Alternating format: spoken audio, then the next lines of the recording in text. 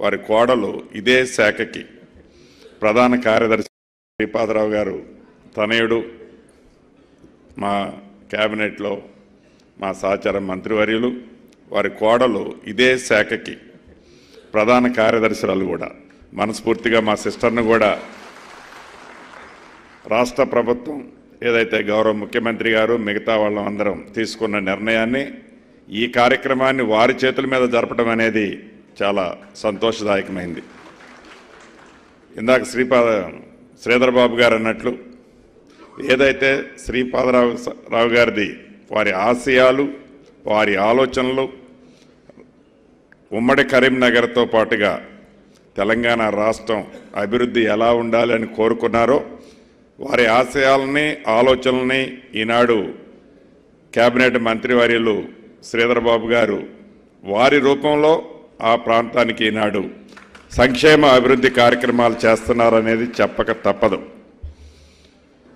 ముఖ్యమంత్రిగా రేవంత్ రెడ్డి గారి పెద్దలు ఉన్నప్పటికీ ఏ విషయం వచ్చినా ఏ ఇంపార్టెంట్ డిస్కషన్ ఉన్నా బాబు గారు అని అక్కడ 11 మంది మంత్రులు ఉన్నా బాబు గారికి వెళ్ళి తిరిగి వారి సలహాలు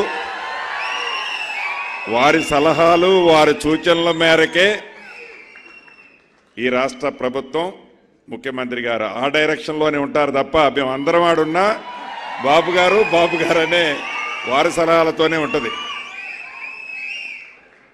శ్రీపాదరావు గారు మన మధ్య లేకపోయినా మన నుంచి దూరం అయ్యి 24 సంవత్సరాల పైచీలకు అయినా వారి ఆశయాలని ఆలోచనలని వారి మనసుని వారి తనయుడి రూపంలో ఒక్క ఉమ్మడి కరీంనగర్ జిల్లాకే కాకుండా యావత్ తెలంగాణ రాష్ట్ర ప్రజలకి వారి రూపంలో ఇస్తున్నారు. దాంట్లో కూడా మీ అందరి దీవెనలతో వచ్చిన ఇందిరమ్మ రాజ్యంలో ఈనాడు శ్రీధర్ బాబు గారు కూడా ముఖ్యమంత్రి గారి తర్వాత పేరుకు ముఖ్యమంత్రి గారు కానీ ముఖ్యమంత్రి గారు మొత్తం శ్రీధర్ బాబు గారికి వెళ్ళి చూస్తారు.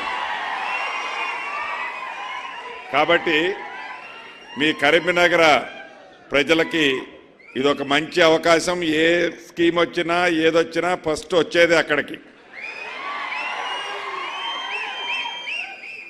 ఏ లోకంలో పై లోకంలో ఉన్న శ్రీపాదరావు గారి ఆత్మ నిజంగా ఈనాడు తెలంగాణ రాష్ట్రం ఏర్పడ్డ ఈ తెలంగాణ రాష్ట్రంలో మొట్టమొదటిసారిగా కాంగ్రెస్ పార్టీ ఇందిరమ్మ రాజ్యం వచ్చిన తర్వాత దాంట్లో పరిపాలనలో భాగస్వామ్యంలో కీ రోల్లో ఉన్న శ్రీధర్ బాబు గారి పాత్ర ప్రధానంగా ఉంది కాబట్టి వారి ఆత్మ డెఫినెట్గా ఈనాడు శాంతిస్తుందని తెలుపుతూ మరొక్కసారి వారి కుటుంబ సభ్యులందరికీ కూడా ప్రగాఢ సానుభూతిని కూడా తెలియజేసుకొని సెలవు తీసుకుంటున్నాను. Thank you.